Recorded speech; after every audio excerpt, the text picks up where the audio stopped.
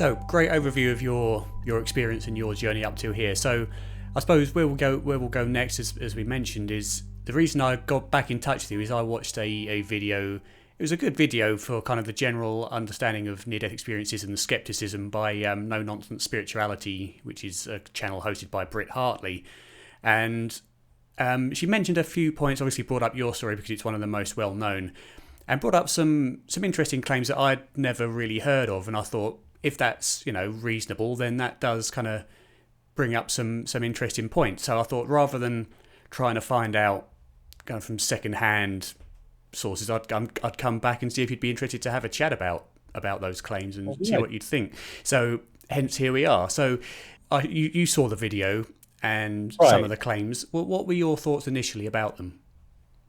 Well, for one thing, the problem is she doesn't tell us who any of these people are. I mean, the general claim is that there were doctors involved in my care who said that I got the science wrong. And also there were other doctors who didn't necessarily know about my case in particular, but they also said I got the science wrong. But here's the issue. When real neuroscientists reviewed his case, they found that his cortex was not fully shut down. He was in a coma, but he was not brain dead. He was still taking in information. And there's no reason to think that the experience couldn't have happened while he was coming out of the coma, or even as he was going under while the brain was still more active. And in fact, some doctors involved in his treatment have publicly said that the science in his book is not accurate. The doctors that were involved in his treatment. Now, first of all, if what she's talking about, for one thing, the kind of inside scientist who might have, quote, said I was wrong about the science would, from my knowledge, be Laura Potter. That was the ER doctor who, very controversial. She was the main witness for that Esquire article. And she was the one who said that Esquire had completely abused and distorted and wrecked her testimony and then threatened her because they wanted their version and they were not willing to accept that she would not admit to have said those words. She said that Luke Dittrich completely twisted the story of what she said and turned it to the exact opposite of what she said. So if that's the source for Britt's, insider information that I was wrong on the science, Laura Potter has gone on record publicly saying that Dittrich and those, quote, fact checkers from Esquire were an absolute joke, that all they were doing was railroading over her and trying to put their story, which was that it was a medically induced coma. That's a very important point. Because the reason the scientific world takes my story dead seriously are all the details in that medical report about the meningitis putting me into a deep coma. Because meningitis does that by wrecking your neocortex, the outer surface of the brain. That's the part that's responsible for every thought, emotion, every business of kind of human perception, according to modern neuroscience, needs the neocortex as its main calculator. And that's why meningitis is such a perfect model for human death. So if Laura Potter is Britt's source of the insider who said I got the science wrong, you can dismiss it completely because Laura Potter, her testimony was completely distorted, and then she was threatened by Luke Dittrich, who wrote that article. And Dave Granger, who was the editor at Esquire at the time, had gone on record to say he was promoting very heavy sensationalist injection into all the documentary stories to give them a real life and to boost their ratings and their sales as a magazine. So he was putting napalm on the campfire with somebody like Luke. Luke had already claimed that when he goes into a person's life and does an investigation, he said it's like throwing a hand grenade in their life. So in other words, his view as a reporter is he's there to destroy people's lives. And he was certainly trying to destroy mine with a defamatory and libelous article in Esquire. But anyway, getting back to the complaints from Britt, the other was that there were scientists outside of my case who said I got it wrong. And the ones I know of that fit that are Sam Harris, who's a neuroscientist. And I think Sam says a lot of smart things, but some things he just doesn't get at all. For example, he tried to absolutely put my experience into simply being a DMT trip. And he was going to dismiss it completely as a dimethyltryptamine trip and end of story. And I think that's a horribly short-sighted and misguided view. And in fact, for people who are followers of Sam Harris, I would highly recommend you look at the counter articles to Sam Harris that were written by Bernardo Kastrup. You can go to Bernardo Kastrup, that's with a K.com, and look at his essays about my case way back in 2013, 2014, and you'll find perfect rebuttals to Sam Harris's kind of nonsensical interpretation of my case. And Bernardo has a much richer scientific explanation that's much more kind of along the lines of where I go with this, towards idealism and panentheism. So if Sam Harris and the other one was Oliver Sacks, sadly, neither Sacks nor Harris ever saw the medical case report in 2018 Journal of Nervous and Mental Disease. If they had, I don't think they would have ever shot off their mouths from such ignorant positions, because they realized a lot of the case I made in Proof of Heaven was fully substantiated and then expanded upon by that medical case report that came out about my medical records. So if those are the cases she's talking about, if those are the authors or experts, then we can pretty much dismiss it. Now, if she has other authors or speakers, neuroscientists who have comments, I'd love to hear them. I'm looking for answers. I would appreciate any kind of thoughtful input, but I don't want ignorant, somebody who doesn't know the science, isn't a neuroscientist, physicist, what have you. I don't need their comments on this. I want people who are thoughtful and reflective and know the facts and the details of the case.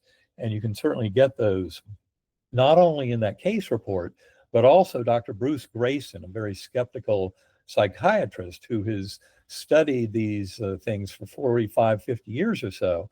He just wrote his memoir of his entire career, which I highly recommend to anybody about these topics. His book is called After by Bruce Grayson. Chapter 10 of that book is completely devoted to my case. And he makes it clear in there that when they first heard about my case, he went at it with two other experts, and they reviewed my medical records independently of each other. And the assignment was, because he knew it was going to be a controversial case, he wanted the data to be as clean as possible. So the assignment was, write down your analysis and conclusions, and then we'll meet, and then we'll share this all and see if we can come to any agreement or disagreement or what have you. Anyway, in chapter 10 of After, he tells the story of how they went through all those medical records, and they all came away thinking this is a horribly severe case of bacterial meningitis, should have been fatal, very damaging to the brain, can't even understand how he ends up recovering from this. But it's not, just another case of meningitis where you go, oh yeah, well, he was a little bit sick, but he recovered, and look, he's just coming back to us. All this is fine. Well, no, that's not the big story. The big story is it was an incredibly damaging meningitis. And in fact, at the end of their article, they encourage other people to report similar coma cases and get EEGs and all this other stuff. I wish they got EEGs in my case. Sadly, they thought I was too far gone. Didn't even think that EEG would give us actionable information for treatment. So they didn't do an EEG, and I wish in retrospect they had. But at any rate, Grayson and the other two scientists got together and just determined this was a horrible case of meningitis. My very recovery was a complete surprise. And for that, they suggested that NDEs themselves might be responsible for leading to incredible, miraculous recovery. They knew of other cases, like, for example, Anita Morjani, who wrote Dying to Be Me. And she had an advanced stage 4 lymphoma, was within hours of death, and yet she had a profound NDE and came back to this world. That was in 2006. And I presented with her multiple times. Anita's doing very well. Her cancer just disappeared. Dr. Mary C. Neal, the orthopedic surgeon who had over 30-minute warm water drowning while kayaking in Chile back in the late 1990s, brought to the surface dead with 2 broken legs and, a dead body. But they resuscitated her. She ended up making a full recovery, went back to orthopedic surgery. And like Anita and like me, she's gone around the world sharing her story. These stories are very important because they basically show us how crucial. Our acknowledgement of our kind of spiritual nature in a spiritual universe can lead us towards wholeness and healing. And I think the one last point I'd like to make about well, a few more points if I could. One is about Britt's video. She discusses the Pam Reynolds case.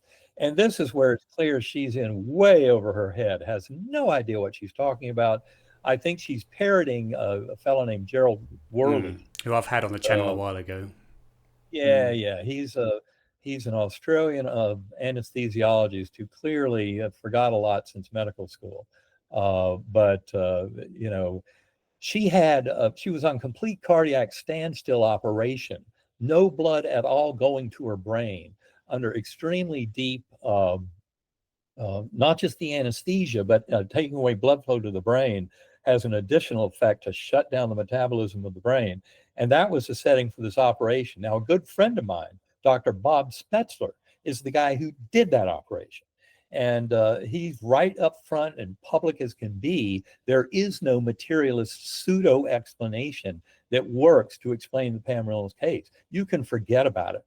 Worley is on extremely thin ice. I don't even know how he can continue with his hoax of a story, pretending that somebody like that can awaken, you know, during a complete cardiac standstill operation. That's impossible, according to the tenets of materialist neuroscience, but not according to, you know, what we now know about brain, mind, and consciousness.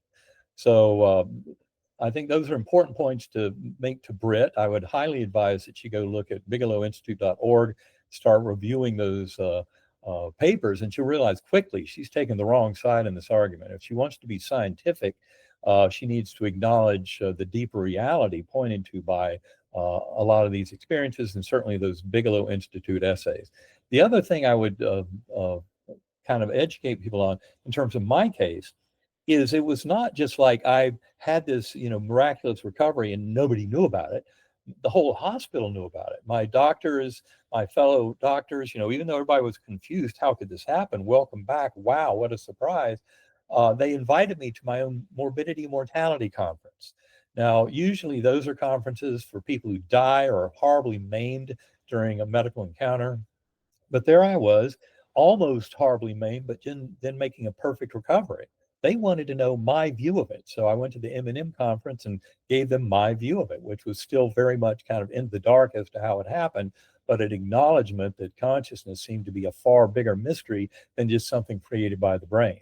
The other thing is the County Medical Society, also made up of many doctors who knew of my story, invited me to give a talk at the local country club. And I did that. And there were about 120 doctors from our hospital and the surrounding community who knew of my case, were amazed by it, as are just about any other physicians who hear of my case. And they came to hear me talk. They wanted to know, how do you explain this miraculous recovery? So for Britt to sit there on her little YouTube channel and pretend, you know, anyway, if she's got other sources other than, you know, my ER doc, Laura Potter, and Sam Harris, and Oliver Sacks, I'd love to hear. I'd love to hear the comments. I'd love to know the data. I'd like to talk with them, follow up, you know, let's see how we can put all this together. But if it's just coming from the same kind of ignorance that would give such a sloppy report on the Pam Reynolds case, then there's probably nothing left to discuss. Although I think, you know, to be fair to Britt, I think her type of channel, from someone who probably isn't deeply familiar with the science, the points that she makes are perfectly reasonable from that point of view. And I think it's important that those views are shared publicly, so that then channels like myself and you as a scientist as well can address them and kind of wrap up maybe where the misunderstandings are and give a more accurate depiction, because it's videos like Britt's that help to really push the real science forward, it more indirectly, I suppose. So, you know, all power to her for doing that. I think she brought up some very reasonable points. But I think, as you say, the actual science behind it, which maybe she's not overly familiar with, can refute a lot of that. Right. Which is what we were doing here today. Well, I'm just glad it's in the public discussion. I mean, that's important. And to me, I can tell you that I've, gone through a lot of change in my mind since having this NDE and then 17 years of trying to make sense of it. But one thing I've come to appreciate is that and in fact, we have a quote to this effect in one of our books, but it's from Rene Descartes. And it says, if you would consider yourself truly to be a seeker, at some point in your life, you must truly doubt everything you've ever believed. And to me, that was an important step, was to really go back to square one, doubting everything, and then start to put it back together. What do I really know about the nature of reality? And how can I make sense of this? And as I said earlier, if it were just NDEs, we'd be going, interesting, but who cares? Because they don't go on to die. That's where, for example, the work of Christopher Kerr, head of Hospice Buffalo, his book, Death is But a Dream, came out about 6 or 7 years ago. I highly recommend that book because he doesn't care about near-death experiences. What he does care about is terminal care, palliative care, end of life.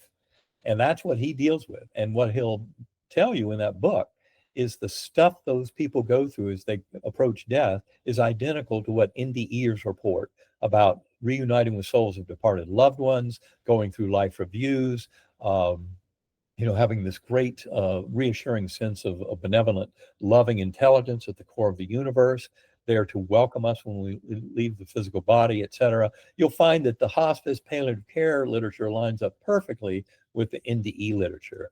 The other thing about Britt is she seems to kind of dismiss, big mysterious NDEs. And what she doesn't acknowledge is, for example, Pim van Lommel, the Dutch cardiologist, wrote a very important medical paper that was published in the esteemed journal Lancet back in 2001 about more than 300 cases of cardiac arrest in several Dutch hospitals done in a prospective fashion. This is important because they're not saying, who's had an NDE, raise your hand. What they're doing is saying, let's take every cardiac arrest patient who comes in, and then we want to find out how many of them have an NDE. That's a much more important number, a prospective study. And he found that basically 20% of cardiac arrest patients, 1 in 5, ends up having elements of a near-death experience. So it's not like they're 1 in hundreds of thousands, as Britt throws that number out somewhere. But these are pretty damn common. And, we need to pay attention to things like this. And a huge amount of the interest in proof of heaven came from people who were tired of the BS answers from the scientific community because they'd had their own experience. These experiences are not uncommon. And that's where it's so important to start to get to the science. And that's where BigelowInstitute.org will help you realize there's a tremendous amount of science that supports the reality of these afterlife stories and of reincarnation, as I point out. If all of this were just discussions about NDEs, we could forget about it, but it's not. It's about the hospice and palliative care experience. It's also about shared death experience. People who are perfectly healthy, like a healthcare worker or a loved one, who can end up having a shared near-death experience with a loved one, even to the point of seeing and witnessing their full-blown life review before that shared death experiencer comes back to this world. Now, anybody wants to learn more, Glimpses of Eternity, that beautiful book by Raymond Moody and Paul Perry. I think it was about 2011 or so it came out. But Glimpses of Eternity is an excellent opener to shared death. It's all about shared death. And then also William Peters, who wrote a beautiful book. It's called At Heaven's Door, I think is the name. And that book was about 5 years ago. And William Peters has the Shared Crossing Project. And he's actually working out in Santa Barbara, California, trying to help people get into a mental state where they're more likely to share a shared death experience with a loved one who is transitioning. I think that work is incredibly valuable. But then, in addition to all these things, it's in the discussion of NDEs, you need to move into that reincarnation literature because, all of it seems like kind of wild, wishful thinking, imagination, hallucination, and da-da-da-da-da, until you get to this hardcore scientific evidence accumulated over decades by responsible and rigorous scientists at the University of Virginia, where you got 1,700 solved cases of past life memories in children. And, you can sit there not knowing the literature and go, oh, that's nonsense. I don't remember past lives, so I don't believe it. Well, guess what? If you start reading the literature, like most scientists who read Ian Stevenson and Jim Tucker's work, you go, okay, so there's a lot we don't understand about brain and mind, but this makes it very clear that it's not the brain creating consciousness and memories stored in a brain that are part of this. Remember, and in our book, Living in a Mindful Universe, we go into a lot of detail about how memories are not stored in the brain. It's really the last nail in the coffin of materialist neuroscience. Neurosurgeons have suspected this for the better part of a century or so. Every brain operation we've ever done, there's never been a case of long-term memories that were deleted by taking out part of the brain. It doesn't happen. And Wilder Penfield, widely regarded as a leader in the field of neurosurgery, especially uh, uh, stimulating the brain in awake patients. I've done a lot of those cases myself. I know a lot about that technology, the trials and pitfalls, etc. But the reality is, Penfield was a very respected name. In 1975, he wrote a book called Mystery of the Mind. He made it very clear that as a neuroscientist studying the brain, electrically stimulating and then recording phenomenal experience, he was certain that the brain does not fully explain consciousness at all. And he was very elated to find that as a materialist neuroscientist, he could find true evidence of our rich spiritual existence. And he took that as a positive thing. But sadly, the world was not ready to run with that message in 1975. And here we are, 50 years later, uh, trying to make sense of it all. The good news is we've got plenty more data now. We've got, the evolution of the story of entanglement in quantum physics getting to the point where now it's been the subject of a Nobel Prize in 2022 for entanglement. Entanglement is basically the mental field that connects information across this universe, and that is like the mental kind of spiritual part of us. That's why we have access to much more information than just what's locally here and now and our sense of self.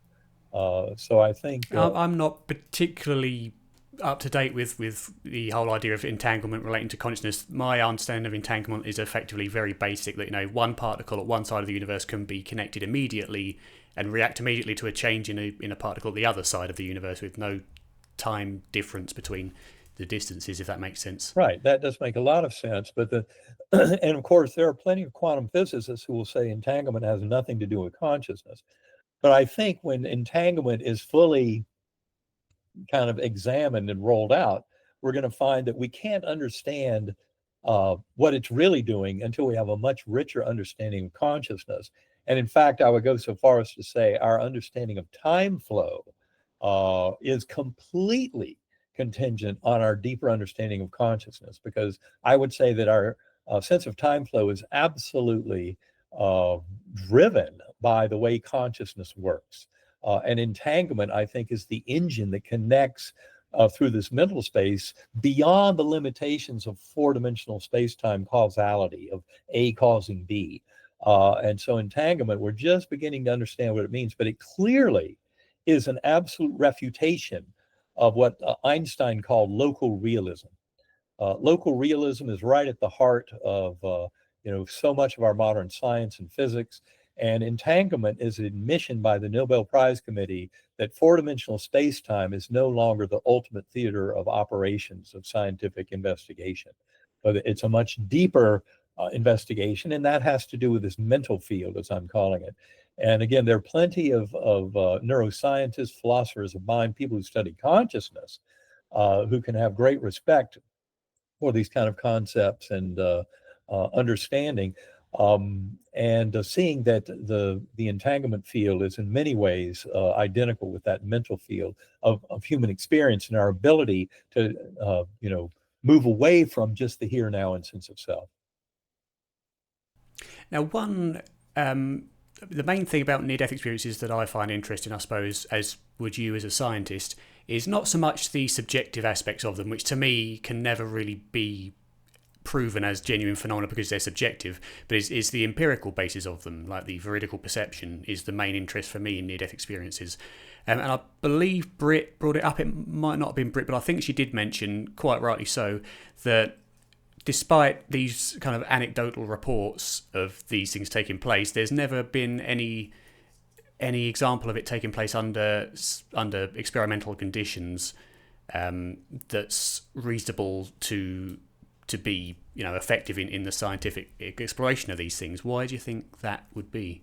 Well, I think for one thing, I would recommend there's a book called The Self Does Not Die. It was originally published in the Netherlands, then in English and other languages. And The Self Does Not Die has more than 100 cases of veridical perception in NDEs. So it's an excellent starting point. I would also say, for scientists, there's always this claim of, extraordinary claims demand extraordinary evidence. But what I would point out is that all of scientific advances, without fail, has begun with anecdotal observations. And when we get to, some things, setting up the scientific method is pretty straightforward. But when it gets to something like this, the NDEs and trying to better investigate the material of NDEs and their kind of setting for happening and how they can happen and all that kind of thing, it's just, we're too close to it. It's like asking the fish what it's like to swim in the water. Consciousness, we all just swim in the sea of consciousness.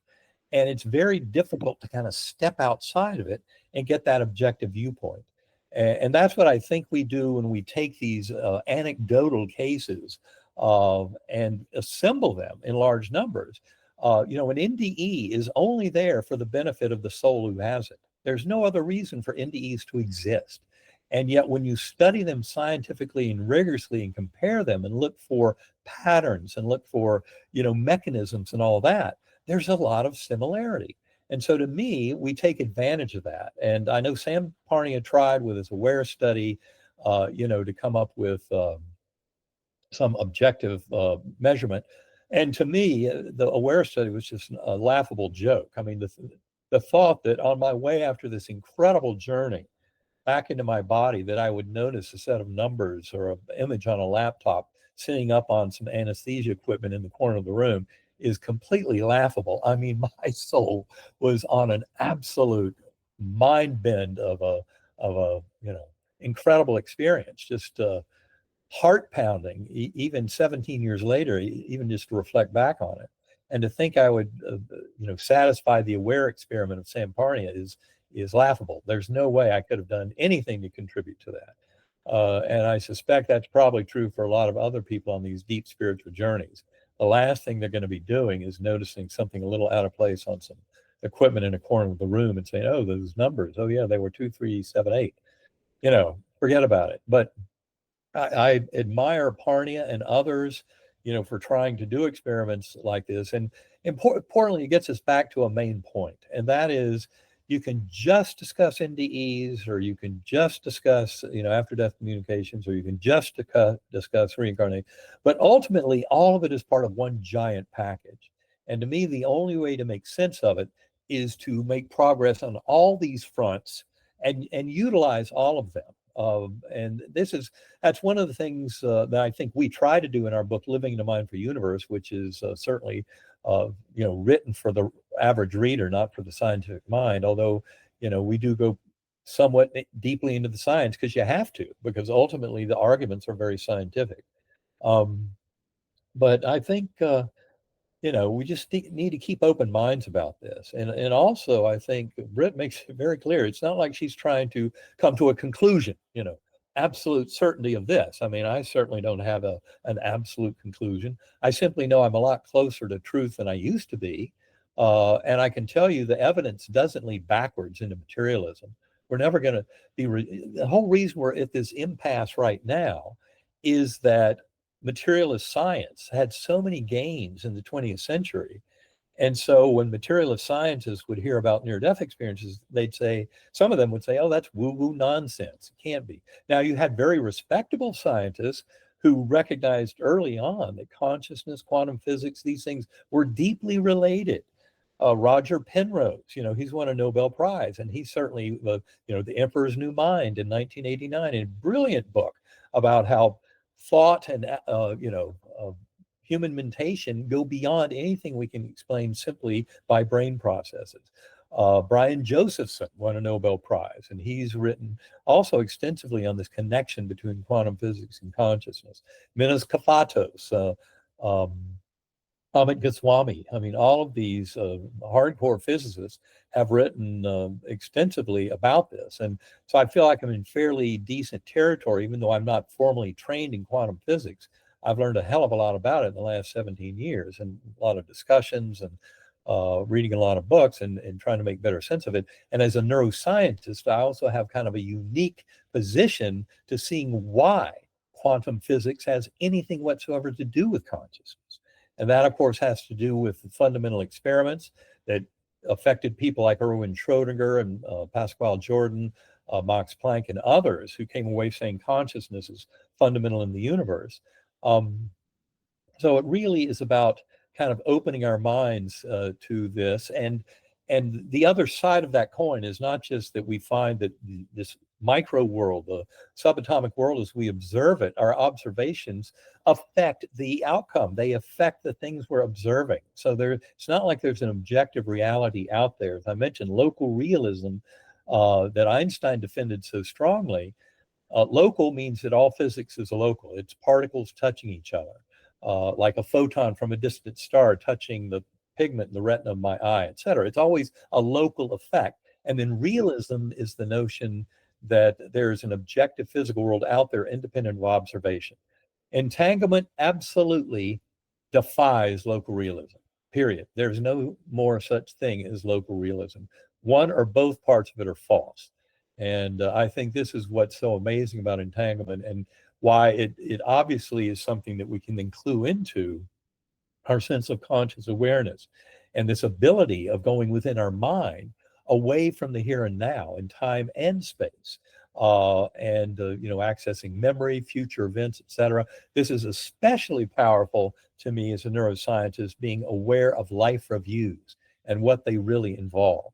And that paper by Bruce Grayson, it was in the Journal of Near-Death Studies in the fall of 2021. He talks about 698 life reviews, and a third of them, the whole life was involved. As I said, that's because that realm is completely timeless, and not slave to Earth time like we are here in these bodies. So I think that's those are kind of critical points to understand about where all this is headed, and why consciousness and quantum physics are related. A huge part of that is also an understanding of the physics of neurons. Those ions and synaptic vesicles, they're not like billiard balls on a billiard table.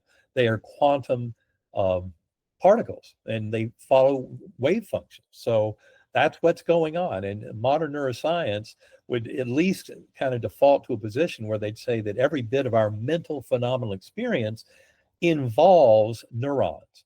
And what I can tell you is John C. Eccles, who won a Nobel Prize in physiology and medicine back in 1963. He was an Australian neurophysiologist working with ion channels, synaptic vesicles. And he made it very clear that, this promissory materialism, as he called it, that if we keep studying the brain, sooner or later we'll understand consciousness. He said, no, that is not the way it works. And in fact, there were big arguments back in those days about energy conservation laws, and how any notion of free will was interfering with energy conservation laws in the brain. And Eccles published in the late 1980s in a book called How the Self Controls Its Brain, a very beautiful demonstration of how the energy considerations of neurons firing and not firing are completely inside of the Heisenberg uncertainty limit. So in other words, there's no violation of conservation of energy principles at all. And top-down causality and this kind of mind of the universe giving us this emergent reality through our brains and minds, and how the brain serves as a filter, but not as the producer of consciousness. And this is where I think all of it starts to make progress. And I, as a neuroscientist, am fascinated by mechanism. That's where we need to go next in understanding that. But understand that in explaining that mechanism, I'm fully aware of the power of life reviews and how we cannot dismiss them as just being simple memories of past events.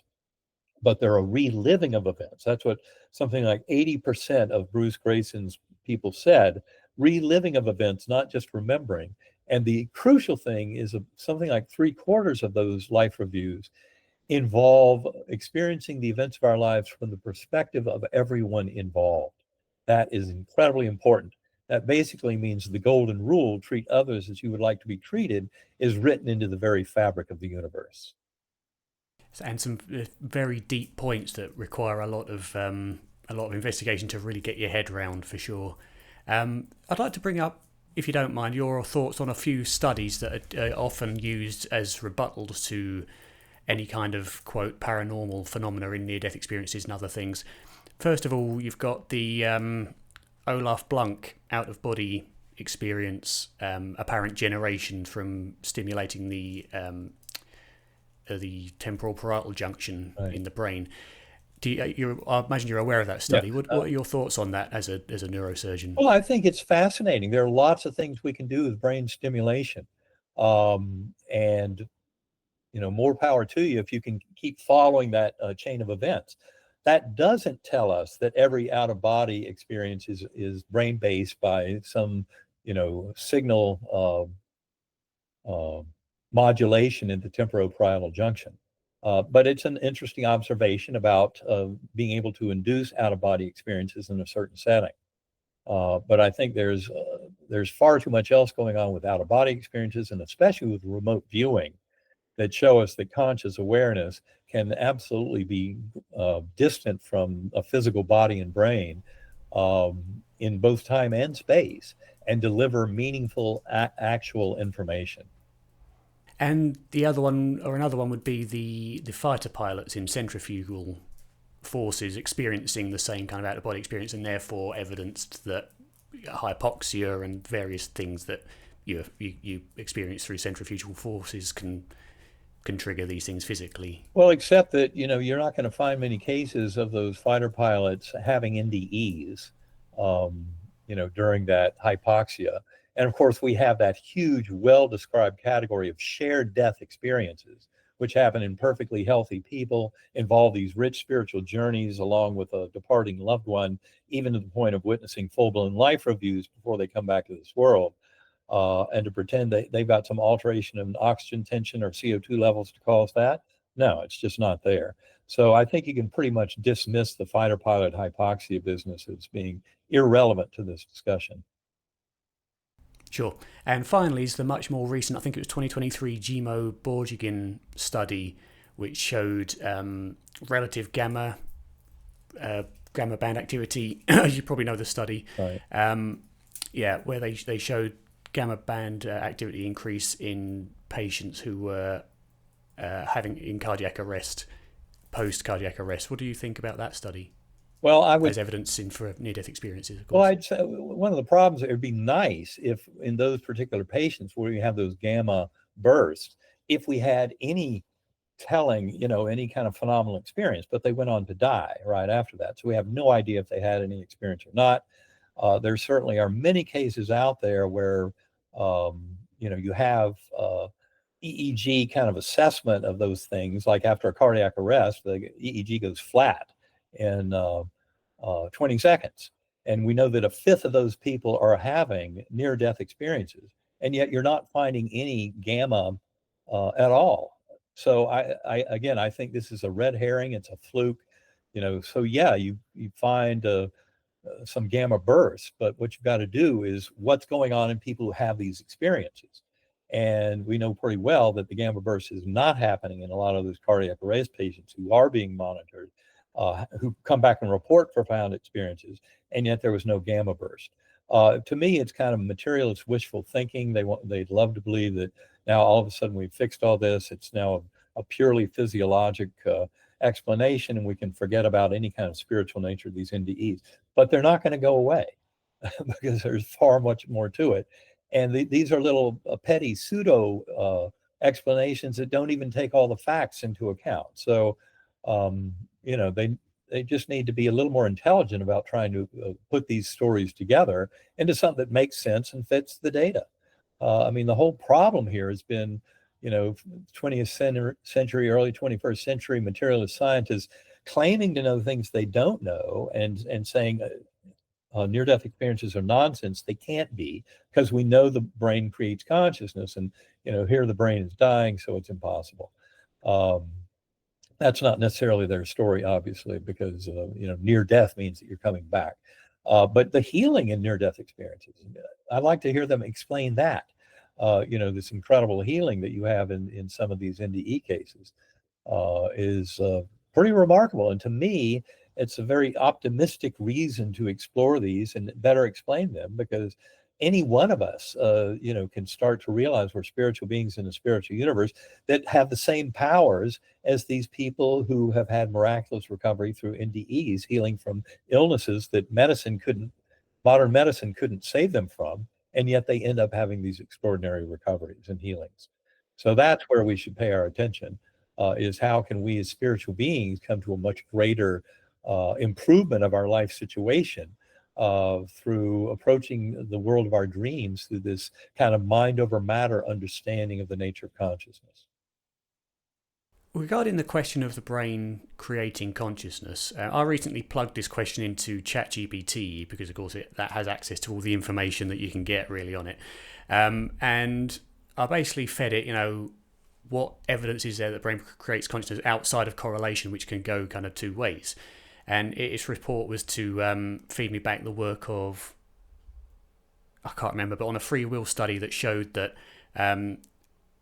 brain activity was recorded prior to a decision being made, and that then adds kind of predictive power onto the brain creation hypothesis that can't be used for a brain kind of filtration filtration hypothesis. What do you think about that? I'm sorry, I'm kind of missing the question in there. What do you think to that kind of argument that the brain creating consciousness is a much more parsimonious explanation because it has this predictive power, as seen in studies that show that that brain activity can be seen before cognitive thoughts take place predictively? I think to me it's a much more complicated question than that, and that's where I would recommend, for example, reading Wilder Penfield's book, The Mystery of the Mind, because he goes into a lot of detail back and forth about the experiments with the brain, with phenomenal experience reports based on different stimulation in different areas. It's interesting. One thing that he noted was never did he get any kind of phenomenal response if he stimulated normal brain without any kind of pathologic stuff nearby. So you had to have pathology nearby to even have these kind of correlations of phenomenal effects, et cetera. But to me, I think there's still far too much going on about all these other experiences, the reincarnation stories, the near death, the shared death, to pretend that the brain is creating consciousness is really kind of completely missing the point, especially when you get into all the non-local evidence of consciousness from parapsychology, like 35% of identical twins have powerful telepathic experiences. I mean, one twin can touch a hot stove, the other twin 1,000 miles away feels pain, develops a blister. Read Guy Leon Playfair's book on twin telepathy, and you'll never doubt telepathy again. And of course, it's not limited just to identical twins. A lot of people can have telepathic connections if they're pretty close to each other anyway. I know Karen and I have these telepathic connections all the time. And my birth mother, for example, who I only met a year before my coma, she and we'd spent time together with family, extended family, for several months there, but I hadn't seen her in about 3 months when I went into coma. She'd been on a business trip, and she came back from that trip knowing something was badly wrong with me. And she called that night and found out that morning I had gone into the ICU in deep coma from meningitis. So that's another example of a telepathic connection between two close people, me and my birth mother, that really has no materialist explanation whatsoever. So there's just a lot more going on that needs explanation other than just in the moment, conscious awareness and a correlated brain activity. But I think when we look at the much bigger picture, we start realizing that the brain is only a filter or transceiver that allows for us to connect with consciousness, which is that primordial consciousness, the origin of really everything. and also even to access memories. I mean, that's something we talk about in our book, Living in a Mindful Universe. We have an appendix devoted to it, how memories are not stored in the brain. And again, that's the last nail in the coffin of materialist neuroscience, but bundled in with entanglement as an expression of the mental field through physics. I think we're starting to realize that with a bigger kind of look at the universe and mind and brain and the nature of reality at large, we start to come up with bigger models that are not just the simplistic and failed model of, oh, brain is creating consciousness and, you know, nothing else exists to explain our thoughts, beliefs, attitudes, because that's just not true. Memory is one that I've been thinking about quite recently, actually, because my grandmother's here to stay with us for a couple of weeks and she's 94. She can still play the piano as well as she used to. She can tell you all the details about her life during World War II, but she can't tell you, what she did 10 minutes ago. She can't tell you, you're always having to repeat yourself, answering the same questions over and over again every minute. And it's interesting that, we know that as we age, of course, our brain, I believe, begins to shrink and these connections are harder to form. So the argument there and the question there is, if memories aren't a physical phenomena, then how come not only aging, the natural process of aging, but things like amnesic drugs during surgeries and things like that, how come these have an effect on memory? Well, it's mainly because if we look at the brain as a filter, if you alter the filter, you alter what gets through the filter. And certainly a head injury, drinking alcohol, taking certain psychoactive drugs, these all alter the filter. But to me, the amazing thing is the phenomenon of terminal lucidity, or paradoxical lucidity is a related concept. But the general idea, these are often people who have been, in coma for months or years. In fact, some of the original reports of terminal lucidity were in people who had never, they were schizophrenic for life or something like that, just horribly affected individuals.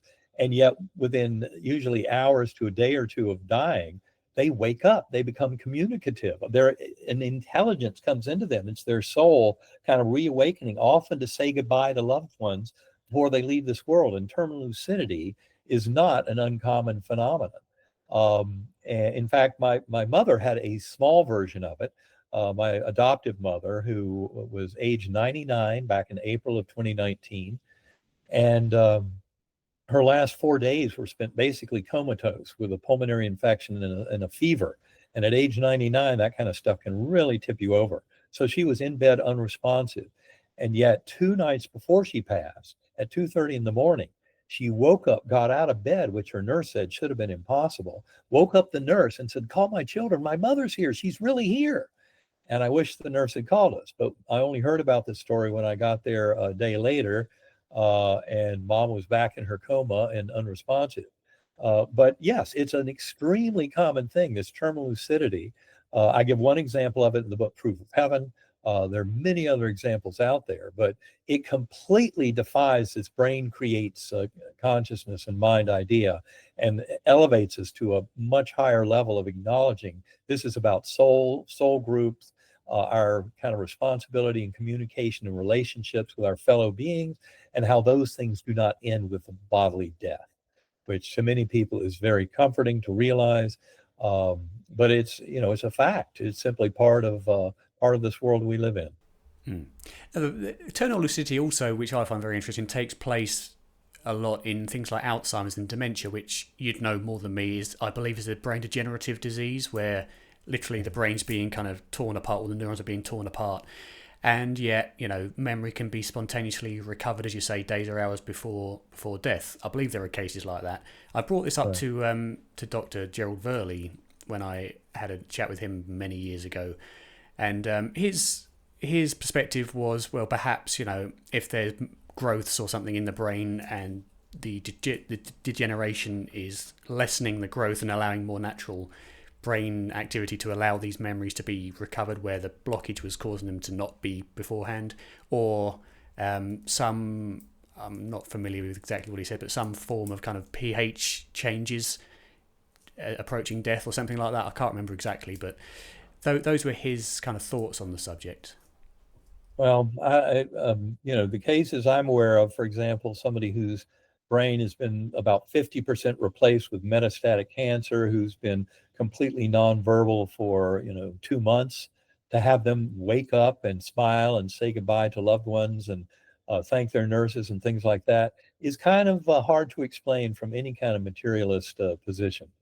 Um, I'm open to all kinds of solutions, but I also know that we need to be very kind of bold and out there instead of diminished and small and puny in our responses to this, because puny won't work to explain this.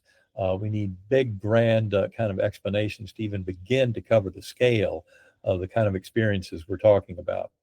So I'm always looking for answers, but I also want to avoid, like the plague, that dumbing down that materialist science has done for the better part of a century, because that's what's got us in this pickle where much of the world still thinks that disproven materialism is the science of the day, and it's not. Materialism itself is dead. Entanglement, wipe that out. The end of local realism, wipe that out. We need a much bigger model to understand how reality works and how we can influence it and how we can learn more about it all. And that's where I think these much bigger views are important. And one last subject I'd like to touch on briefly, if you don't mind, if you've got the time, is you mentioned parapsychology.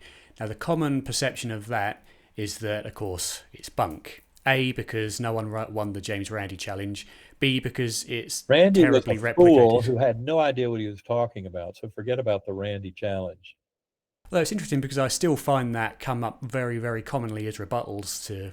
He would have been banged over the head with parapsychological events, and he would have held on to that $1 million in his cold, dead hands. So I know people who have met Randi and talked with him about this, like Stefan Schwartz. And believe me, Randi was just an old, angry fool. And never mind, I won't say anything more. He's gone from this world, so bless his soul. I'm sure he's learned a lot since he left the world. Fair enough. And the problem of replication apparently is replications just haven't taken place for any parapsychology. No, let's back up one notch here. For example, remote viewing. If you go to Wikipedia, Wikipedia will tell you remote viewing is nonsense or pseudoscience. I guess that's the word they use. Now, the problem is that's because they want to believe that it's pseudoscience. Who is the voice that's supporting remote viewing? Well, Jessica Utts. Jessica Utts. Why is her voice important? Well, she was the president of the American Statistical Association back in 2015. She gave a presidential address to more than 3,500 assembled members of the statistics group in science, and said that both remote viewing and precognition had been established beyond any reasonable doubt from scientific perspective. And why people continued to debunk and deny remote viewing was beyond what she could imagine. And yet from her view and the work that she had done to examine parapsychological data over 20 years or so, she and her colleague, and the colleague was one who was especially militant against any kind of spirituality. And I'm sorry, Hyslop, I think was his name, Hyslop. I could be wrong on the name, but something like that. But even he agreed that there was plenty there to support, maybe it's real. He wasn't saying that the evidence said it was nonsense. But from Jessica's point of view, and she was an extremely capable and respected statistician, she said there's no doubt remote viewing is absolutely real fact. Forget about it. And if it weren't such a touchy topic in our modern world, because it has to do with spirituality and religion, she said it would have been accepted by the scientific community long ago. So, the problem is you got people like Wikipedia and their Gestapo editors who are going to stomp out anything that remotely hints at spirituality or the reality of God or anything like that. They seem to have a real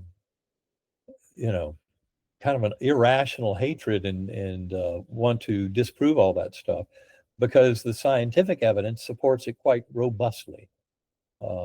Anyway, I think it's just high time that the real science took over this discussion. That's where people like Ed Kelly come in very handy. I think Ed Kelly's book, especially Consciousness Unbound from 2021, that is a world-changing book, and every scientist who claims to know anything about this should read Consciousness Unbound before they say anything else on the public record.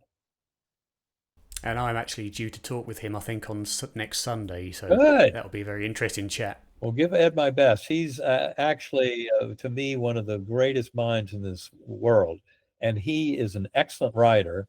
And that's why his books are just incredible. And plus, he's a polymath. The man is just an absolute, genius. He doesn't forget anything. He's always engaging with people. And he's surrounded himself with very smart people. And Ed Kelly is a gift, God's gift to this world.